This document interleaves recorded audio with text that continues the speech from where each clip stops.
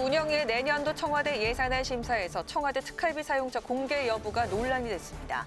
특활비 공개를 요구하는 야당 질의에 노영민 비서실장은 국가안보와 국방 통일 등에 관한 사안이어서 법에 따라 공개하지 않는다고 답변했습니다.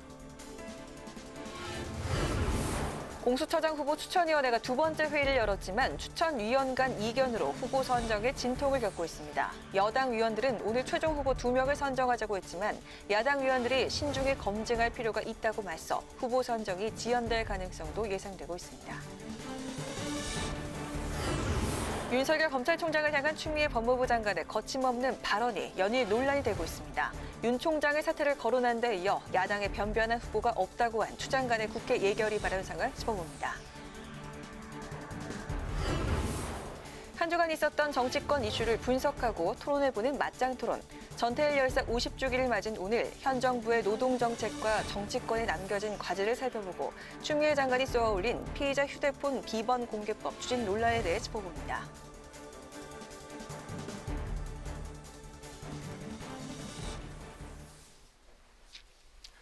안녕하십니까. 11월 13일 의정종합뉴스 뉴스엔 시작합니다.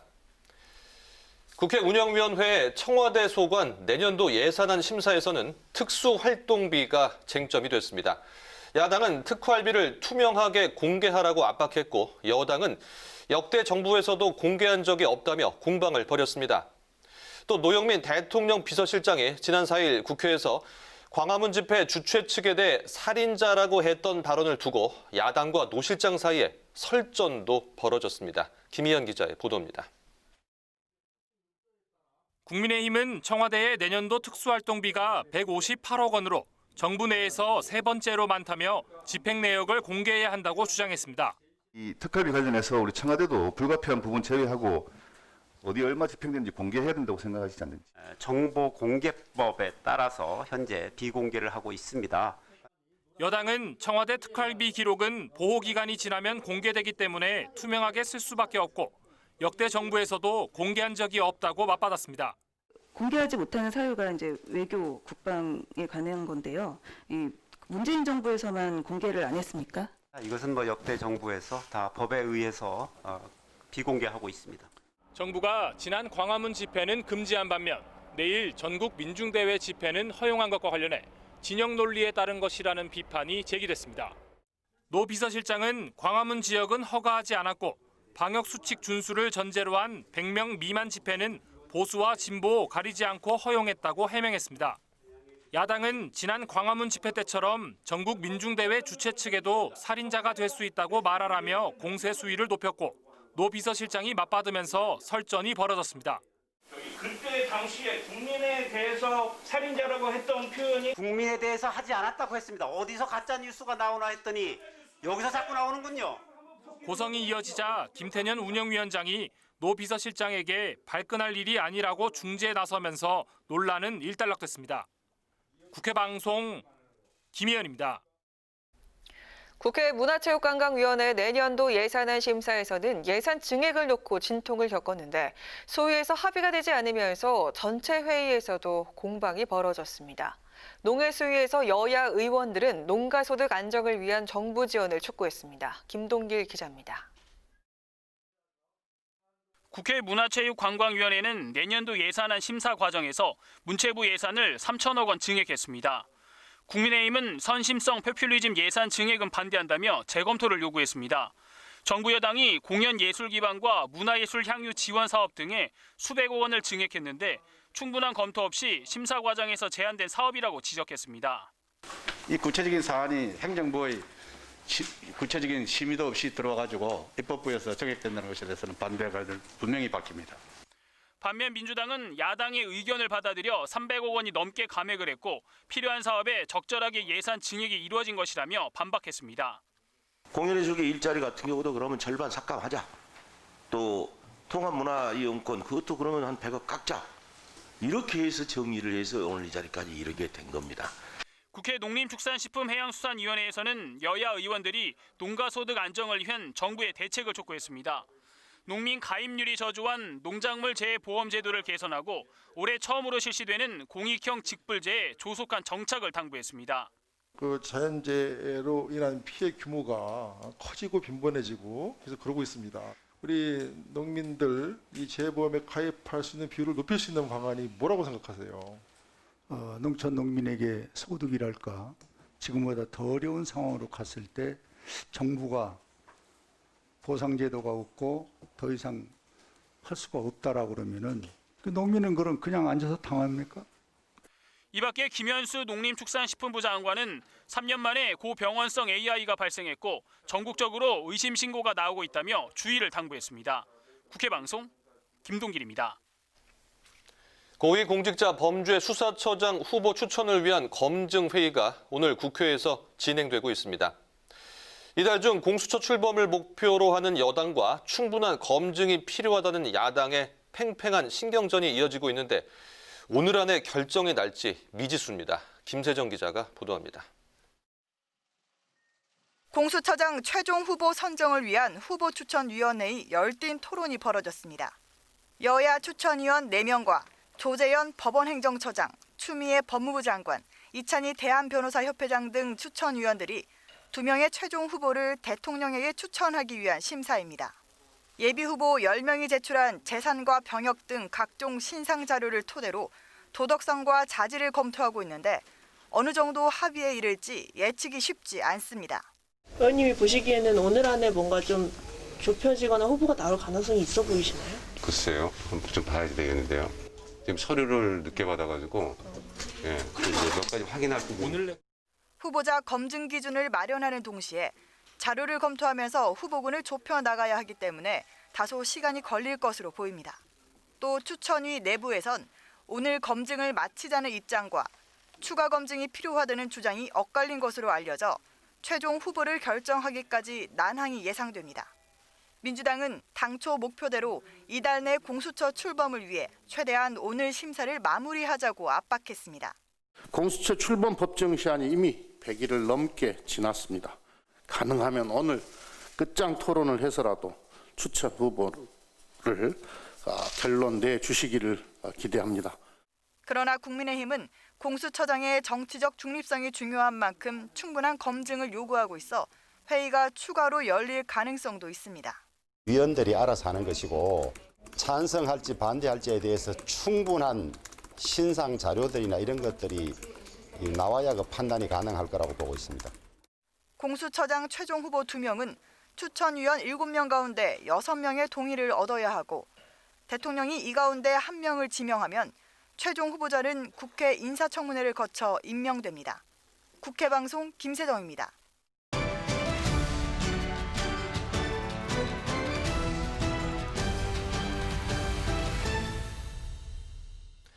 이슈 분석 강민지 기자와 함께합니다. 어서 오세요. 어서 오세요. 네, 내년도 예산안 부별 심사가 어제 마무리가 됐습니다. 예결위에서 여야가 이 추미애 법무부 장관과 윤석열 검찰총장의 좀 대리전을 벌인다 이런 좀 모습을 계속 보여왔었는데요. 추 장관 역시 강경한 입장을 재차 드러냈네요. 네, 추미애 법무부 장관 법무부 특수활동비를 놓고 국민의힘과 예결에서 연일 충돌하는 모습을 보였습니다. 추 장관이 지난 5일 법사위에서 윤석열 총장을 겨냥해 특활비를 주머니돈처럼 사용한다고 지적하면서 논란이 확산됐는데 네. 국민의힘이 예결위에서 검찰청에 배정된 특활비가 상납 방식으로 법무부 감찰국으로 넘어갔다는 의혹을 제기하자 추 장관이 그런 적이 없다며 신경전이 벌어진 겁니다. 이 중 일부는 직원들에게 돈봉투로 배분했다는 의혹이 있다고 반격되자 추 장관 더 강하게 반박했습니다. 직원 격려금으로 일괄적으로 지급된 금액이 있다라고 저희들이 들은 부분이 있는데 의원님께서는 그 이영렬 돈봉투 질문 자체가 모욕적이거나 도발적이거나 근거가 없다면 위원장님께서 제재를 해주시기 바랍니다. 네. 이와 함께 월성원전 1호기의 경제성 평가 조작 의혹을 수사 중인 대전지검이 지난주 산업부와 환수원 등을 압수수색했죠. 추 장관은 정치적 편향성을 가진 수사다 이렇게 규정했는데요. 윤 총장이 중앙지검 재직 시절인 2018년과 19년에 같은 사안 3건을 무혐의 처분했던 사실을 공개하면서 당시엔 위법하지 않다고 각하했는데 이제 와선 권력형 비리처럼 수사하고 있다는 겁니다. 더구나 청와대까지 겨냥한 것을 보면 이건 다분히 정치적 목적이 있는 거다. 이게 추 장관의 생각입니다. 네, 추미애 법무부 장관과 윤석열 검찰총장의 갈등이 점차 격화하고 있는데 여권에서도 비판의 목소리가 나오고 있다고요? 네, 우선 어제도 예결위에서 야당과 추미애 장관의 질의가 계속되자 추 장관이 질의를 끊고 답변하는 모습을 보였는데요. 더불어민주당인 정성호 예결위원장이 언성을 높이며 추 장관 제지에 나선 겁니다. 의원님께서는 그 이영렬 돈봉투 만찬 사건 기억하고 계시죠? 그 이후로는 또 그런 구성으로 지급되는 건 한 푼도 없습니다. 그렇게 쓰지 않습니다. 질문 다 들으신 다음에 질문에 답변해 주세요. 네, 그렇게 하겠습니다만 질문 자체가 모욕적이거나 도발적이거나 근거가 없다면 위원장님께서 제재를 해주시기 바랍니다. 그런 질문 없었습니다. 장관 좀 협조 좀 해주세요. 네, 그러자 추 장관 당황한 듯 했는데 또 모욕적인 질문은 위원장이 제지해달라고 요청했지만 정성호 위원장 방금 보셨듯 그런 질문은 없었다. 이렇게 잘라 말하기도 했습니다. 또 지금 국회와 서초동에서 갈등이 계속되다 보니 지난 4일 내각 책임자인 정세균 총리가 경고의 메시지를 내기도 했는데요. 민주당이 추 장관 편에 국민의힘은 윤석열 총장 편에 서서 두 사람의 대리전이 계속되자 두 사람 모두에게 공개적으로 비판의 목소리를 낸 겁니다. 네, 취임 300일인 기자 간담회 자리에서 또 경고의 메시지를 내놨는데요. 윤 총장에게는 자숙하고 추 장관에게는 좀 더 점잖고 냉정한 그리고 절제된 언어를 사용해달라고 지적했습니다. 또 원조 친노 인사이자 여권의 어른으로 꼽히는 유인태 전 국회 사무총장도 오늘 한 라디오 인터뷰에서 청와대가 나서서 정리해야 된다며 이대로 방치하는 건 대통령에게 부담이 된다고 강조했습니다. 또 특활비 공방이 청와대로 넘어가면서 앞선 리포트에서 보셨듯 오늘 운영위에서 청와대 특활비 내용이 나오기도 했는데요. 최근 청와대에서 추미애 장관을 연내 개각에서 유임시키는 방향으로 가닥을 잡았다고 알려지면서 여권 내에서는 이런 논란이 계속되는 것에 더욱 부담을 느끼고 있는 것으로 보입니다. 네, 이런 가운데 한 군데 조사이긴 하지만 이낙연 대표와 이재명 지사를 제치고 윤석열 검찰총장이 대권 주자 선호도 조사 1위를 차지하기도 했어요. 어떻습니까? 네, 오차범위이긴 하지만 현직 검찰총장의 대권 주자 1위, 정치권이 연일 술렁했는데요. 지난 11일 발표된 여론조사에서 윤석열 총장이 24.7%의 지지율로 1위를 기록한 겁니다. 사실 오늘 발표된 한국갤럽조사에선 윤 총장이 11%를 기록하면서 이낙연 대표와 이재명 지사를 이어 3위가 됐는데요. 그래서 여론조사 신뢰성이 도마에 오르긴 했습니다만 한 달 전인 3%보다 8%포인트 오른 수치로 야권은 물론 중도 무당층에서도 어느 정도 확장성을 보였다는 분석이 나오고 있습니다. 네, 여기에는 지난달 국정감사에서 나왔던 윤 총장의 작심 발언 등이 인지도 향상에 큰 영향을 끼친 것으로 보이는데요. 야당은 추 장관의 이른바 윤석열 때리기가 원인이라고 말했습니다. 1등 공신이 우리 법무부 장관이라고 생각하시는데 이렇게 지지율을 올려놓고 이제 와서는 또 사퇴하라고 그러면 앞뒤가 안 맞는 거 아닙니까? 그러자 추 장관 오히려 국민의힘에 인물이 없어서라고 반박하면서 윤 총장에게는 부적절한 처신이 빚은 결과라며 사실상 사퇴를 촉구했습니다. 국민의힘이 변변한 후보가 없어서 그 지지를 올려놓는다 하는 국민 여론도 있다고 들었습니다. 네, 이렇게 윤 총장의 부상에 박스권에 머물러 있는 여당이나 뚜렷한 후보군이 없는 야당 모두 당혹스러운 모습입니다. 반면 찻잔 속의 태풍으로 일시적인 현상으로 보는 시각도 있습니다. 하지만 추 장관이 연일 윤 총장을 겨냥한 발언과 대응 수위를 높이는 가운데 현재 윤 총장 가족을 관련 수사도 본격화되면서 윤 총장의 존재감은 계속될 것으로 보입니다. 네, 이슈 분석 오늘 여기까지 듣겠습니다. 강 기자 수고했습니다. 수고했습니다. 환경 범죄가 점차 늘고 있지만 단속이 어렵고 처벌을 받더라도 소액의 벌금형에 그치는 경우가 많습니다. 처벌을 강화하는 방향으로 관련 법과 제도를 개선하자는 목소리가 나오고 있는데요. 오늘 국회에서 논의된 내용 박지영 기자가 보도합니다. 불법 폐기물 투기, 대기오염물질 배출 측정치 조작 등 점차 은밀하고 지능화되고 있는 환경범죄.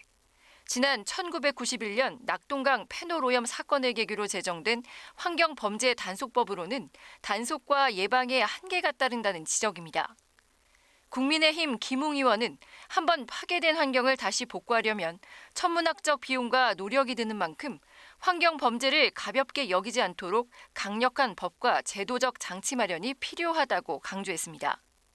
미래 세대를 위해서 환경을 지키는 것은 정말로 중요한 문제이고 어쩔 수 없이 강제력이 동원될 수밖에 없는 문제다라는.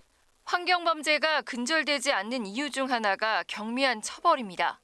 환경사범으로 기소되더라도 대부분 벌금형에 그치는 만큼 형사처벌 수위를 대폭 강화할 필요가 있다는 주장이 제기됐습니다. 불법에도 못 잡더라. 입증도 못 하더라. 그러니까 당연히 불법해도 되겠죠. 불법 유혹이 국가가 조장하고 있는 거예요. 아이러니하게. 또 현행법으로는 환경범죄의 인과관계 입증이 까다롭다는 점도 문제로 제기됐습니다. 현행 환경범죄로 볼 수 있는 상당한 개연성의 범위 등을 완화하는 법 개정이 필요하다는 겁니다. 실제로는 이 조문을 적용해서 지금 환경범죄 가중처벌법 위반을 인정한 사례가 전무한 상황입니다. 이와 함께 환경오염 물질 배출 시설을 단속하는 공무원의 정당한 출입이나 조사를 방해하는 행위도 처벌할 수 있도록 하고 기업에 물리는 과징금도 경제 이익을 환수 조치할 수 있을 만큼 수준으로 상향 조정해야 한다는 의견도 제시됐습니다. 국회 방송 박지영입니다.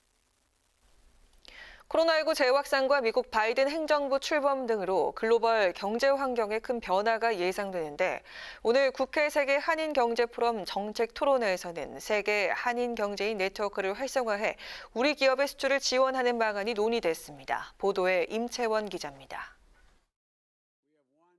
내년에 바이든 행정부가 출범하면 미국과 중국 간의 갈등이 완화될 수 있다는 기대가 나오고 있습니다. 하지만 이미 패권 경쟁이 고착화된 상태이기 때문에 큰 변화가 없을 것이라는 전망도 동시에 나옵니다. 결국 한국은 미국과 중국 사이에서 또다시 선택을 강요받을 것이라는 게 전문가들의 전망입니다. 어떠한 대기업이라도 삼성이라도 혹은 한국 경제라도 한 번의 그 선택 잘못으로 풍전등화처럼 흔들릴 수 있는 위기가 올 수도 있다. 그것도 5년 이내에. 토론회에서는 전 세계에 퍼져 있는 한인 경제인 네트워크를 적극 활용하는 방안이 제시됐습니다. 정부의 수출 지원 정책과 한인 네트워크를 결합한 플랫폼을 구축해 호주나 독일 등 제3의 외교 공간을 개척하자는 겁니다. 특히 해외 바이오 DB, 현지 트렌드와 소비자 정보, 로컬과 경쟁업체, 현지의 정부의 정책과 규제의 변화 등에 대한 데이터를 축적하고 그것을 데이터 분석을 통해서 지능형으로 서포트를 하게 되면 온라인 플랫폼 사업 분야를 산업재와 문화상품까지 확대해 국가 브랜드 파워를 높이는 네트워크 생태계를 구축해야 한다는 의견도 제시됐습니다. 이 밖에 750만 재외동포들의 수건 사업인 재외동포청을 설립하는 방안도 제안했습니다. 국회 방송 임천입니다. 여야는 오늘 노동환경 개선을 촉구하며 분신 자살한 전태일 열사 50주기를 맞아 노동권 신장을 위해 노력하겠다고 한 목소리로 다짐했습니다. 더불어민주당은 논평을 내고 멀고 더딘 노동의 길에 함께 걷겠다며 법의 사각지대로 노동밖에 놓인 가려진 노동까지 더 뜨겁게 끌어안겠다고 밝혔습니다. 국민의힘은 땀 흘려 일하는 노동의 가치가 존중받고 노동자들이 보람을 얻을 수 있는 근로환경 개선과 노동자 인권 보호에 나서겠다고 강조했습니다. 더불어민주당은 경색된 한일 관계 개선을 위해서는 한일 정상회담의 조기 개최가 바람직하다고 밝혔습니다. 김태년 원내대표는 최고위원회의에서 한일 관계는 역사 문제를 경제에 결부시킨 아베 정부의 수출 규제로 인해 매우 경색돼 있다며 이같이 밝혔습니다. 또 한일 정상회담이 올해 안에 개최된다면 역사 문제를 매듭짓고 미래지향적 한일 관계를 정립해 나가는 한일 신시대선언 2020을 채택할 수도 있을 것이라고 말했습니다. 국민의힘은 라임 옵티머스 사건의 진실 규명을 위한 특별검사 도입을 거듭 촉구했습니다. 주호영 원내대표는 오늘 원내대표단 회의에서 라임 옵티머스 사건을 이성윤 서울중앙지검장이 뭉개고 있지만 빨리 특검을 하지 않으면 국력 낭비, 도돌이포 수사가 될 수밖에 없다고 지적했습니다. 또 민주당 전현직 의원과 청와대 행정관 이름까지 거명되는 사건인 만큼 축소 은폐 수사 의혹을 피하기 위해서라도 특검으로 가야 한다고 주장했습니다.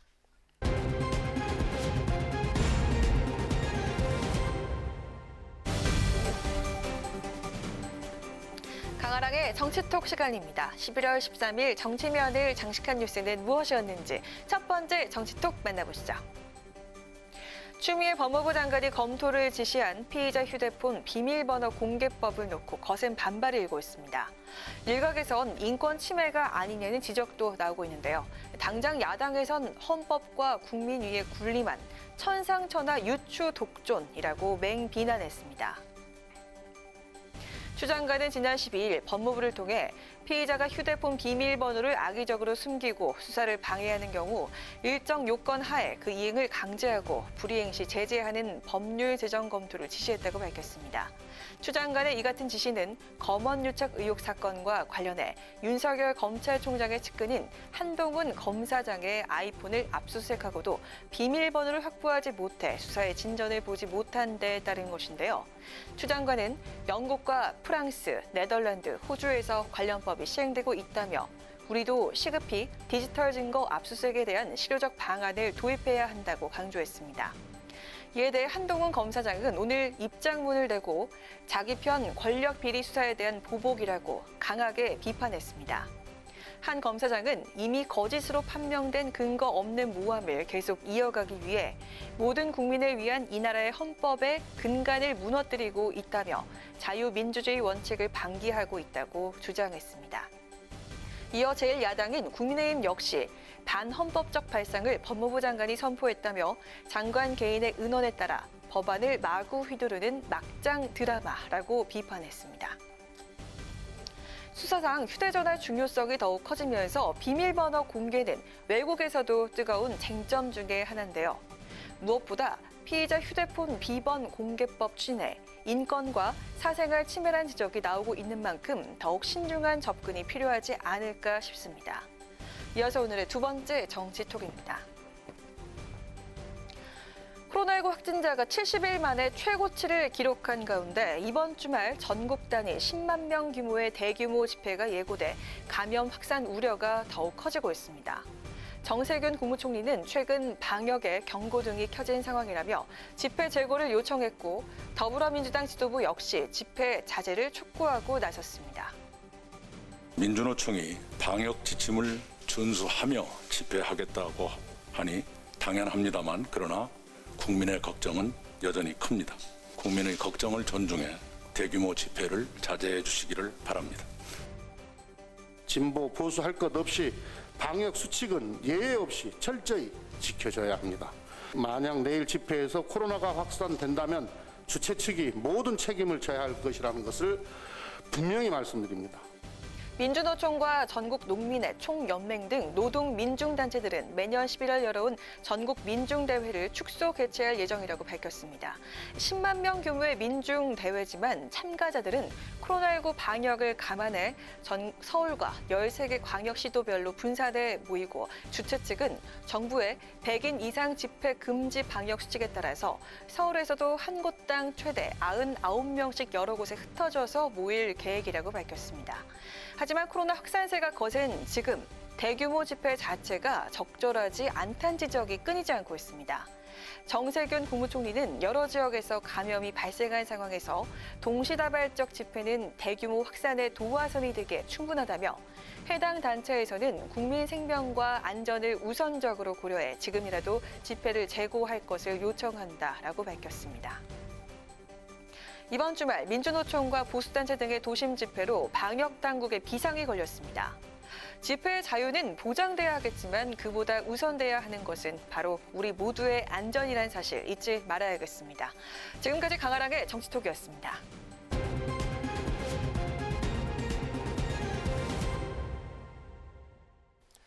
네, 이번 순서는 한 주간 정치권 이슈에 대해 뜨겁게 토론해보는 뉴스엔 맞짱 토론 코너입니다. 날카로운 분석과 뜨거운 토론을 펼쳐주실 두 분, 김경진 전 의원 그리고 이상일 전 의원 나오셨습니다. 어서 오십시오. 안녕하세요. 네, 우리나라 노동운동의 상징입니다. 근로기준법을 준수하라, 우리는 기계가 아니다 이렇게 외치며 산화한 전태일 열사의 그 50주기가 오늘입니다, 바로. 이 문 대통령이 노동계 인사 최초로 이 고 전태일 열사에게 무궁화장을 추서하기도 했는데요.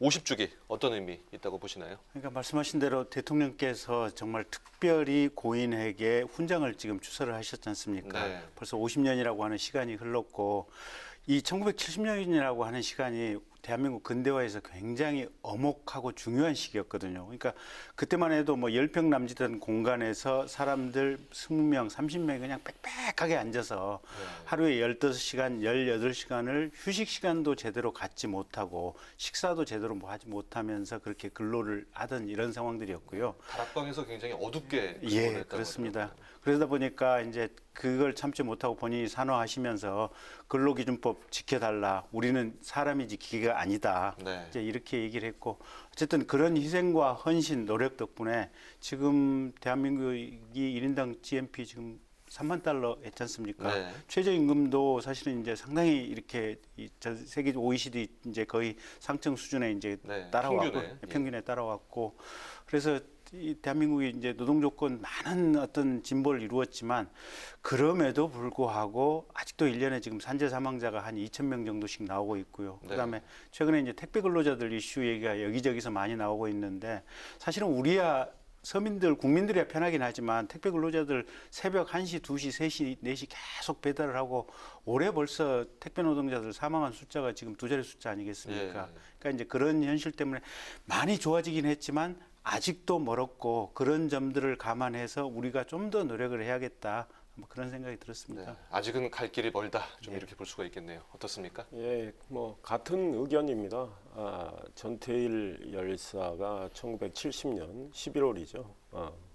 그때 이렇게 산화함으로 인해서 당시 열악했던 우리 대한민국의 이제 노동 조건에 대해서 국민 모두가 눈 뜨는 계기가 됐다. 네. 그래서 장시간 저임 노동에 대한 문제 해결에 대해서 이제 우리 국민 전체가 그 고민을 하는 그런 계기를 마련했고 그래서 조금씩 노동 조건, 노동 환경은 좋아졌지만 우리 김 의원님 말씀하신 대로 이제 특수고용 형태의 이제 노동자들의 어려움 이런 것들에 대한 아직 근로 조건이나 환경은 앞으로 계속 개선이 돼야 되기 때문에 그 전태일 열사의 정신을 잘 살려서 국회가 입법을 또 할 건 하고 정부는 또 정책 노력도 하고 또 기업을 경영하는 분들도 소위 자율적으로 좀 그런 환경을 개선해 나가는 이런 이제 일들이 꼭 필요하다 이런 생각입니다. 여러 분야에서 노력을 해야겠습니다. 그렇죠. 네, 노동계가 전태일 3법을 추진하고 있는데요. 이 법의 핵심 중대재해법 관련해서는 이 논의가 급물살을 타고 있습니다.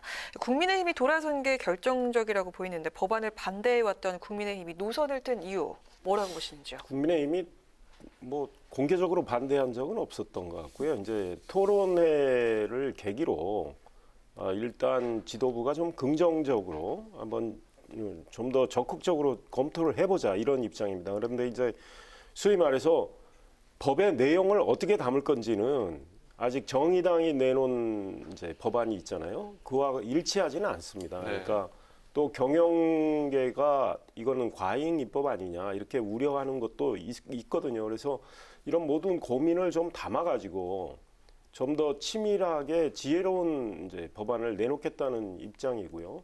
그걸 하기 위해서는 이제 관계 당사자의 이야기들 또 전문가의 이야기들 이런 것들이 좀 숙성이 돼야 되겠다. 그래서 공론 과정을 좀 거쳐가지고 법안을 마련하겠다는 입장입니다. 그래서 그러니까 언론 찬성, 강론은 검토를 이제 해나가는 이런 입장이고 민주당은 오히려 좀 미묘한 것 같아요. 많이 소위 당론으로 채택을 지금 하기 어려운 상황인 것 같은데 민주당 내 사정이 복잡한 것 같아요. 근데 민주당 입장이 왜 중요하냐면 민주당이 국회 의석에 뭐 과반을 훨씬 넘는 거대 여당이니까 그런 자리를 차지하고 있기 때문에 민주당이 어떤 태도로 나오느냐 지켜봐야 될 것 같습니다. 어쨌든 국민의힘이 큰 틀에서는 공감을 하는데 이제 세부적인 내용을 좀 지켜봐야 된다. 이런 말씀해 주셨습니다.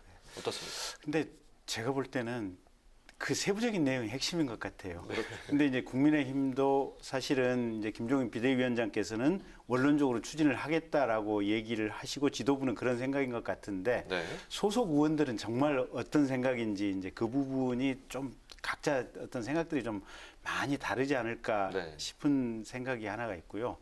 이제 두 번째는 이건 것 같아요. 큰 기업들은 오히려 사실은 산재와 관련해 가지고 여러 가지 안전 조건이라든지 문제가 되는 부분을 다 해결할 수 있는 역량이 있는데 네. 실제 현장에서는 이게 작은 기업들 있잖아요. 보면 가내 기업이라든지 중기업 또는 소기업 네. 이하가 지금 문제가 되다 보니 그러다 보니까 사실은 여당인 민주당도 그 부분 그 지점에서 사실은 고민이 되고 네. 또 일야당인 국민의힘 쪽에서도 아마 그 부분이 제일 고민되지 않나 싶어요, 보면. 네, 그리고요 조금 전에 이상일 의원님께서 네. 말씀해 주셨지만 이 민주당 조금 애매하다 입장이 그렇게 말씀을 해주셨는데요. 이 중대재해기업법을 탁자에 올리느냐 아니면은 기존의 그 산업안전보건법, 네. 김용균법인가요? 네, 네. 예, 이것을 좀 손을 볼 것이냐 좀 여기서 조금 고민이 될 것 같은데 어떻게 좀 진행이 될까요? 글쎄 이제 이게 그러니까 이제 법을 지금 정의당 안에 따르면 네. 어쨌든 산재 사고, 산재 사망 사고, 중대재해 사망 사고가 나면 지금까지는 벌금 이제 뭐 한 1,000만 원, 2,000만 원 정도의 이제 그리 무겁지 않은 벌금형으로 대부분 끝났었거든요. 보면 사업주들이라든지 오너들이. 네. 근데 이제는 이 법이 지금 중대재해법이 들어오면 실제로 교도소를 가든지 아니면 집행유예 이상의 형을 기본적으로 받게 돼 있어서 네. 그러면 대표이사를 못 한다든지 이런 법적 제약이 지금 따르게 되거든요. 네. 그러다 보니까 이게 가령 지금 이제 대기업 같은 경우는 사실은 상당 정도가 임금이 싼 해외 베트남이라든지 중국이라든지 인도 현지로 지금 현지화 전략을 많이 취하고 있잖아요. 네. 근데 중기업이나 소기업도 이런 어떤 내부적인 형량이 세지면 밖으로 나갈 유인이 더 세지지 않을까 이런 부분이 민주당 안에서 아마 조금 경제 노동과 관련돼서 좀 전문 지식이 있는 의원들이 좀 고민인 것 같고요. 네. 근데 이제 그럼에도 불구하고 1년에 지금 산재 사망 사고가 2,000건씩 나고 있잖아요, 보면. 예. 이 2,000건씩 나는 것은 국가 전체적으로 지금 그렇게 좋지 않은 신호임은 틀림이 없거든요. 네. 그래서 일단 민주당 입장에서는 첫째 예산으로서 이런 부분과 관련해서 보험 처리라든지 안전 장비가 제대로 될 수 있도록 일단 예산 지원으로서 설비 현장에서의 어떤 문제 해결을 중시한다. 네. 그건 기본으로 하되 이 법의 형량을 지금 높이는 부분과 관련해서는 민주당 내부적으로도 당 지도부는 이제 이런 쪽으로 법 형량을 높이는 방향으로 법 개정을 했으면 하는데 네. 밑에 의원들 사이에서는 조금 좀 고민들이 있지 않나 싶어요. 네. 그 대기업과 또 중소기업 여러 가지 그런 것들을 고려해야 하기 때문에 좀 애매하다. 지금 이런 것 같은데 어떻습니까? 그렇습니다. 이제 법안 내용이 중요한데 이제 민주당이 그러니까 이제 중대재해와 관련된 법을 제정을 할 거냐 아니면 이제 산업안전법을 개정을 해서 보강을 할 거냐 네. 이 입장이 안 서 있는 것 같아요. 근데 이제 국민의힘은 일단 제정하는 거는 찬성. 그런데 그 제정하는 법안의 내용을 어떻게 담을 거냐 이제 여기에 대한 고민이 있고 자기 책임 원칙과 과잉 금지 원칙 이걸 어떻게 적절히 조화할 거냐 이제 이런 이제 고민이 있어서 아마 국민의힘의 그 법안은 제정하는 법안을 낼 거예요. 내는데 정의당과는 좀 차이가 있을 수 있고 네. 또 기업이 특히 중소기업이 우려하는 내용도 그래서 좀 치밀하게 담을 생각을 하는 것 같아요. 그런데 이제 민주당의 경우 방향이 지금 현재는 안 정해진 것 같고 다만 산업안전법의 경우에 이 재해와 관련돼서 지금 뭐 처벌하고 이런 게 아니고 네. 이제 산업안전을 위한 그런 환경을 조성하는 거기 때문에 이제 특히 기업하는 분들이 뭐 또 이 중대재해 관련해서 처벌하는 법이 생기면 이건 이중처벌이다 이런 이제 이야기까지 나오기 때문에 민주당도 고민하는 지점이 있는 것 같아요. 그래서 민주당의 태도를 지켜봐야 되고 국민의힘이 법안이 나오고 또 정의당 법안은 뭐 당론으로 나온 것 같고 민주당 의원 일부가 이제 발의한 중대재해 관련 법안이 있습니다. 네. 그것도 제정법안인데 이런 것들이 이제 같이 테이블에 놓여서 정말 이거는 뭐 정파를 떠나서 노동 조건, 노동 환경 이런 거를 개선하기 위한 거기 때문에 대신 이 어떤 균형을 이제 맞출 수 있는 치밀한 어떤 법안을 만들어내야 되겠다 이런 생각이 듭니다. 네, 전태일 열사 희생으로부터 반세기가 흘렀는데요. 노동자의 안타까운 희생이 계속되고 있습니다. 내 죽음을 헛되이 말라 이 외침을 지켜내기 위해서 정치권이 어떤 노력을 기울여야 할까요? 정치권 모두에도 말씀드렸지만 사실은 아직도 우리가 갈 길이 좀 꽤 남아 있다. 그 갈 길에 대해서 정파적인 생각을 좀 떠나서 정말 어려움을 겪고 있는 여러 형태의 지금 노동자들이 있잖아요. 네. 그 노동자들의 어떤 안전 그리고 근로조건 개선을 위한 입법도 하고 그 다음에 이 입법 과정에서 정부는 정부대로 좀 더 치밀한 어떤 정책 대안도 제시해주고 이렇게 해야 되고 기업들도 스스로 많은 노력을 해야 된다. 또 하나는 이런 생각을 합니다. 그러니까 지금 귀족 노조라고 일컬어지는 사실은 굉장히 기득권화되어 있는 노동 집단도 있습니다. 네. 그분들 때문에 오히려 소외되는 어려움을 겪고 있는 또 노동자들도 있거든요. 그러니까 이 불균형은 또 어떻게 해소해야 되는지 이게 같이 포괄적으로 좀 논의가 돼야 된다. 이런 생각입니다. 네, 김 의원님. 그러니까 기본적으로는 그런 것 같아요. 현장에 이제 근로자들하고 사용자 이분들이 서로 머리를 맞대고 이렇게 이런 안전과 관련된 문화 또 이 위험을 제거하는 어떤 이런 노력들을 함께 하는 게 중요한 것 같고요. 이런 함께 할 수 있는 노력의 장을 정치권이 계속해서 중간에서 매개체가 돼서 만들어줘야 될 필요성들이 좀 분명히 있는 것 같고 그러기 위해서는 이제 중소소상공인연합회라든지 또 한국노총, 민노총 이런 분들과 어떤 대화의 자리 또 협의의 자리, 제도 자리를 현장에서 많이 만들어야 될 필요성이 있는 것 같고 근데 아까 말씀드린 대로 여기에 예산이 좀 대폭적으로 좀 들어가야 될 필요성들이 있는 것 같아요. 그러면서 큰 틀에서 현장의 변화를 하면 대한민국이 좀 더 안전하게 갈 수 있지 않을까 싶습니다. 계속 만나서 얘기하고 고민하고 토론해야겠습니다. 다음 주제인데요. 이 추미애 법무부 장관 피의자 휴대전화 비밀번호 공개법을 추진을 해서 논란이 일고 있습니다. 앞서 저희가 정치톡에서도 전해드렸는데요. 검언 유착 의혹의 당사자인 한동훈 검사장을 겨냥해서 고강도 압박에 나섰습니다. 이번 논란 어떻게 보십니까? 이제 장관께서 이게 조금 과도한 말씀을 좀 하신 것 같아요. 그러니까 이제 저도 법조인이지만 어쨌든 헌법 12조 2항에 보면 자기한테 불리한 진술을 강요당하지 않을 권리가 있거든요. 보면. 그와 더불어서 또 헌법이나 형사소송법에 보면 무죄 추정, 그러니까 법원에 의해서 유죄 판결이 확정될 때까지는 무죄로 추정된다고 하는 이 큰 틀의 원칙이 있고 이런 원칙 때문에 사실은 이제 본인은 무죄로 추정되기 때문에 수사기관이 아무리 유죄라고 생각해도 본인에게 어떤 범행을 자백하라고 요구를 할 수가 없거든요. 그리고 범행의 증거를 제출하라고 요구할 수가 없고 만약에 이 유죄라고 수사기관이 판단하면 압수수색 영장을 발부받아서 수사기관이 압수수색을 통해서 증거를 찾아내야 되는 것이 수사기관의 책무거든요. 근데 이게 휴대전화 비밀번호를 본인이 얘기를 안 했을 경우에 이걸 이제 처벌한다고 하는 것은 사실은 헌법 이념에 조금 반하는 측면이 있어서 그래서 이제 참여연대라든지 민변 쪽에서도 오늘 아마 조금 이 반대 성명을 내신 것 같아요. 그래서 법무부 장관께서 조금 걱정하는 거나 어떤 법 질서를 위해서 우려하는 측면은 이해될 수도 있겠지만 이번 말씀은 조금 과한 것 같습니다. 그렇다면 좀 추진이 어렵다고 보시는 입장이시군요. 어렵다고 봐야 될 것 같습니다.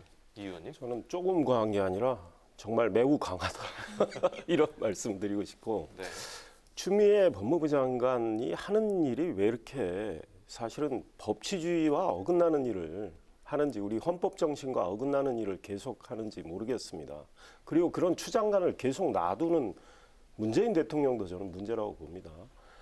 지금 우리 김 의원님 말씀하셨지만 참여연대 민변조차도 추미애 장관이 이야기한 지금 휴대폰 비밀번호 제공, 강제 제공이죠. 이건 말이 안 된다고 하고 우리 헌법 원칙에 반하는 거고 이미 잘 설명하셨지만 형사소송법에도 어긋나는 거고 자기부재 원칙에도 어긋나고 피의자의 방어권 그게 소위 말해서 국가의 이익보다 인권이 먼저 돼 있거든요.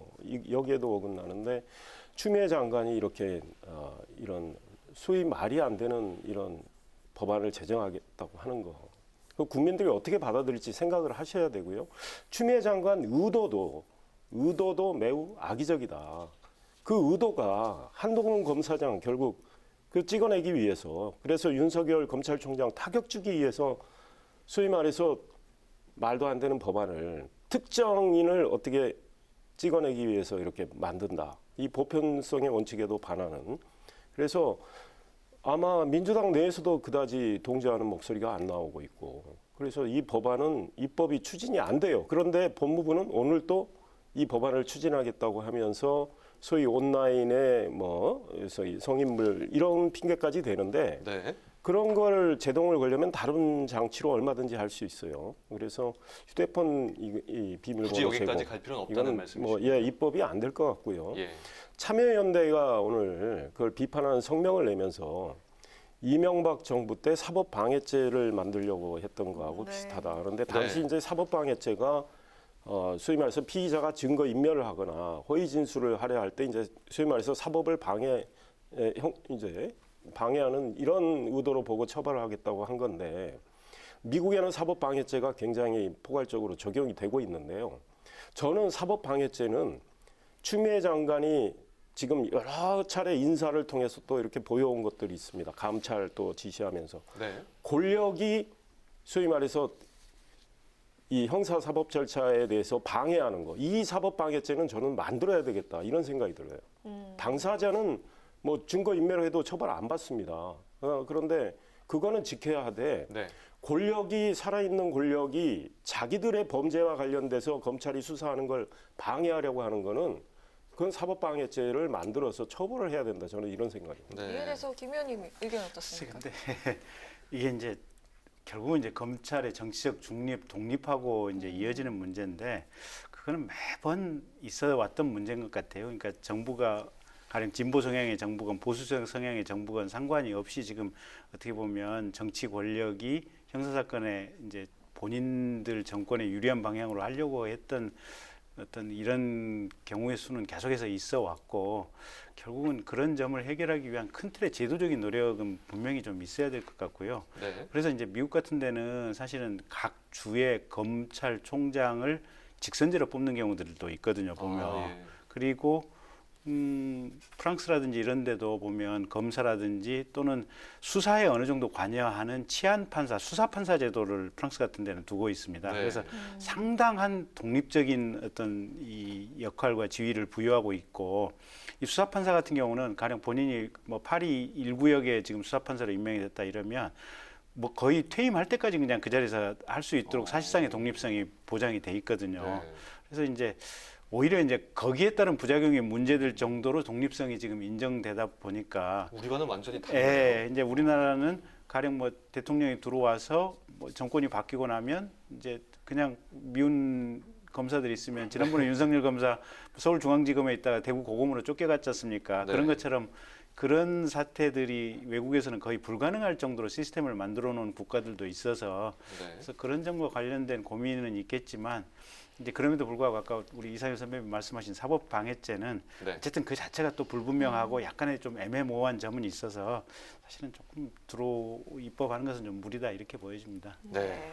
뭐 그런데요, 이 추미애 장관의 이 또 발언이 좀 논란이 됐고요. 그러면서 뭐 여러 가지 지금 맞물려 있지 않습니까? 네. 그래서 헌법과 국민의회 군림한 천상천하 유추 독전이다. 뭐 이런 또 비판을 야권에서 하고 있더라고요. 좀 이것은 어떻게 보십니까? 글쎄, 우리 선배님께서 말씀하셔야 되죠. 네. 그런 비난을 받아도 싸다. 그러니까 자업자득이다 이런 생각입니다. 추미애 장관의 하는 지금 일이나 여러 가지 말씀하는 내용이 정말 비상식적이고 비이성적인 게 너무 많기 때문에 그런 이야기가 나온다.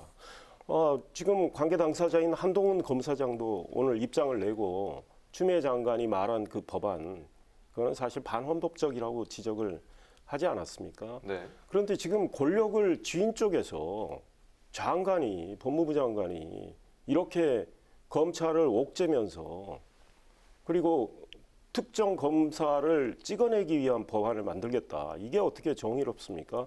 그래서 사법방해죄가 저는 필요하다는 거예요. 왜냐하면 그러니까 피고인이 허위 진술하고 증거인멸하는 건 인권보호 차원에서 그거는 처벌하지 않되 네. 권력이 검찰 수사에 개입을 해서 수사를 제대로 못하게 하는 거 그거는 사법방해죄를 만들어서 처벌을 해야 된다. 우리가 제일 문제가 되는 게 늘 그겁니다. 유권 무죄. 권력이 있으면 죄를 안 받고 무권 유죄. 권력이 없으면 죄를 받는 게 그동안의 우리 사회의 문제였어요. 이거를 정말 원천적으로 제도적으로 좀 막으려면 권력이 특히 살아있는 권력이 개입해서 자기들의 문제에 자기들의 범죄를 제대로 수사하지 못하게 하는 거 처벌해야 된다. 이제 이런 생각입니다. 그래서 추미애 장관이 저런 언행을 하면 할수록 권력의 문제에 대해서 사법방해죄 신설하자 이런 목소리가 나올 거라고 생각합니다. 제 생각은 어쨌든 국무위원 장관도 그렇고 국회의원도 그렇고 이게 헌법기관들 아니겠습니까? 그러니까 상당히 절제된 언어와 품격 있는 어떤 권한 행사가 좀 필요한 것 같고요. 조금 다들 좀 조심해 가면서 여기서 국회에서 가령 장관님하고 의원님들하고 극렬한 언서로 싸우면 사실 국민들 마음이 대단히 분열이 되고 피폐해지는 거거든요. 그래서 조금 좀 이렇게 품격 있는 국정 운영이 필요하지 않을까 그렇게 봅니다. 네, 후보에 대한 평가 한번 들어보도록 할 텐데요. 먼저 검증 때 오른 후보 어떻게 평가를 하시는지요? 예, 그렇습니다. 예, 추천위원들이 10분의 후보를 추천을 했어요. 물론 여야가 있고 또 법원 행정처장도 추천하고 추미애 장관도 추천위원회 추천하고 대한변협도 추천하고 그런데 여야는 지금 서로 불신하는 상황입니다. 이 공수처 신설과 관련해서 입장차가 아주 극명하게 갈리기 때문에 그러면 이제 소위 말해서 비토권의 문제가 있잖아요. 특히 야당이 비토권을 갖고 있는 현 상황입니다. 그래서 7분의 추천위원 중에 6명이 찬성을 해야 돼요. 근데 야당 추천위원이 2명이 있기 때문에 일단 여당이 추천한 분들은 야당이 문제가 있다고 생각을 하고 있습니다. 예컨대 열린우리당 최강욱 대표 변호인도 들어가 있고 하기 때문에 게다가 또 민주당 추천인 중에 한 분이 변호사인데 이분이 이제 과거 민주당 소속 의원의 소위 선거법 위반 사건과 관련해서 검사의 수사 정보를 거기다 줘가지고 문제가 됐단 말이죠. 그러니까 야당 입장에서 그런 분들은 동의할 수가 없어요. 그다음에 이제 또 민주당 입장에서 야당이 추천한 3분 중에 한 분은 명백히 지금 거부 반응을 보이고 있거든요. 그렇다면 또 한 분은 추미애 장관이 추천한 분은 또 그 변호사인데 남편이 대법관이고 그러니까 공수처는 판검사 고위직 경찰관에 대해서 수사뿐 아니고 기소도 할 수 있어요. 그러니까 이제 이해충돌 문제가 걸린단 말이죠. 그렇게 하면 일단은 5명 정도는 소위 여야가 받아들이기가 어려운 것 같아요. 그러니까 추려내는 거죠. 아마 오늘 잘하면 거기까지는 갈지 모르겠습니다. 저는 오늘 결론이 안 난다고 보는데 그러면 나머지 5분을 놓고 여야 간에 어떻게 할 건지 예컨대 뭐 여당 쪽에서 한 분 추천하고 야당 쪽에서 한 분 해가지고 뭐 합의해서 2분을 만들 건지 이런 걸 지켜봐야 되는데 일단 그 후보들이 어떤 인생을 살아왔고 후보들의 신상에 어떤 문제가 있는지 이런 거 검증을 해야 되기 때문에 좀 시간이 걸리지 않을까 이런 생각이 듭니다. 지금 말씀해 주셨듯이 지금 회의를 하고 있었잖아요. 지금 합의가 안 됐다 지금 이런 소식이 들어와 있거든요. 그렇게 예상했습니다. 이 내용 어떻게 보십니까? 글쎄 뭐 한두 번 뭐 두세 번 더 하면 어느 정도 조금 이제 입장이 좀 줄어들 것 같고요. 이게 회의하고 또 다음번 회의하는 사이에 이제 각 당이나 또 각자 기관에서 검증을 자체적으로 열심히 하지 않겠습니까? 그래서 회의 한 두세 번 정도 더 하는 건 필요한 것 같고 제 생각은 이제 가장 중요한 것은 첫째 이제 정파성이 없어야 될 것 같고요. 정치적인 색채가 없는 사람이 공수처장 후보로 돼야 될 것 같고요. 두 번째는 정의감이나 소신이 좀 뚜렷한 사람이 돼야 될 필요성이 있는 것 같고요. 세 번째는 이게 원래 공수처가 사실은 검사들 부정부패를 바로잡겠다고 하는 데서 출발한 거거든요. 그래서 가급적이면 검사 출신 안 했으면 좋겠어요. 그리고 네 번째는 이게 변호사님들이 많이 대거 추천이 되는데 변호사보다는 그냥 곧바로 현역에 계신 분이 오는 것이 어떻게 보면 공직의 순결성을 유지하는 데 훨씬 더 낫기 때문에 저는 아마 그런 기준으로 인선을 하면 조금 무난하게 고를 수 있지 않을까 이렇게 봅니다. 그럼 두 분께서 정말 부연 설명 없이 딱 두 분이 누가 추려질지 좀 한번 예측을 해주시면 어떨까요? 근데 저는 이분들 중에 아니고 그러니까 여야 간에 논의를 하다가 10분 말고 보다 추가로 또 추천해서 논의를 더 해보자 이렇게 나올 가능성도 있다. 그런데 이제 현재 추천된 분들로만 본다면 대한변협에서 추천한 세 분이 있어요. 네. 그 두 분은 그중에 두 분은 현역이에요. 헌법재판소 연구관, 한 분은 국민권익위원회 부위원장, 그리고 한 분은 변호사인데 그 세 분 중으로 모아질 가능성이 있고 이제 국민의힘에서 추천한 이제 검찰 출신의 김경수 변호사는 지금 김병수 경남지사 동명이인 그분도 소위 변호인도 했거든요. 그래서 민주당 쪽에 거부 반응은 좀 덜한 것 같아요. 그러니까 뭐 이 네 분 정도에서 뭐 골라질 가능성은 있지만 만약에 서로 의견이 많이 엇갈리고 또 검증 과정에 문제가 노정이 되면 추가 추천을 더 하자 이런 가능성도 있다 이런 생각이 듭니다. 저도 생각은 비슷한데요. 그러세요? 네, 검증에 문제가 없다면 지금 변협에서 추천하신 후보들이 제일 무난한 것이 아닌가. 특히 아까 지금 언제 수석 연구관이나 아니면 권익위 부위원장이나 아마 이 두 분이 제일 유력하지 않나 저는 개인적으로 그렇게 보고 있는데 지켜봐야죠 뭐. 네, 다음 주에 저희가 한번 어떤 결과가 나오는지 확인을 한번 해보도록 하겠습니다. 네, 지금까지 김경진, 이상일 전 의원 두 분과 함께했습니다. 오늘 말씀 감사합니다. 고맙습니다.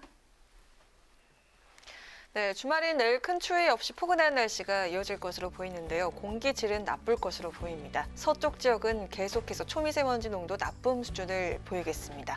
야외 활동 계획 있으신 분들은 마스크 꼭 착용하셔야겠습니다. 네, 오늘 뉴스엔은 여기까지입니다. 내일을 여는 국민의 국회를 위해 다음 주에도 뉴스엔이 함께하겠습니다. 편안한 주말 보내십시오.